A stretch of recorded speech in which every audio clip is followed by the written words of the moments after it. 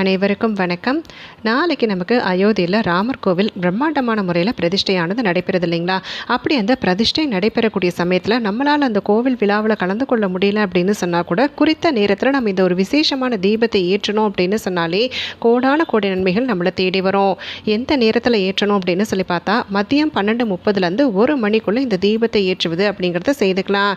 இந்த தீபத்தை ஏற்றுவதற்கு தேவைப்படக்கூடியது என்ன அப்படின்னு சொல்லி பார்த்தா ஒரு அகல் தீபம் எடுத்துக்கோங்க. அகல் தீபத்தில் நெய் விட்டு ஏற்றணும். அந்த நெய் விடும் பொழுதே ஒரு சில பொருட்கள் எல்லாமே சேர்க்கணும். அது என்னன்னு கேட்டால் ஒரு துண்டு பச்சை கற்பூரம், 3 ஏலக்காயினுடைய விதை பகுதியை நல்லா எடுத்து சேர்த்துக்கோங்க.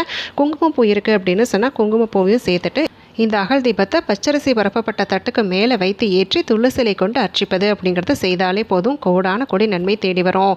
அயோத்தி ராமர் கோவிலுடைய சிறப்புகளை பற்றியும் எந்த மாதிரியான விஷயங்கள் அனைத்தையுமே நாளைய தினம் கடைபிடிக்கணுங்கிறதுக்கு உண்டான முழு பதிவு இருக்குதுங்க. கீழே ஆரோ மார்க்கில் இருக்குது, பார்த்து பயன்பெறுங்க. நன்றி.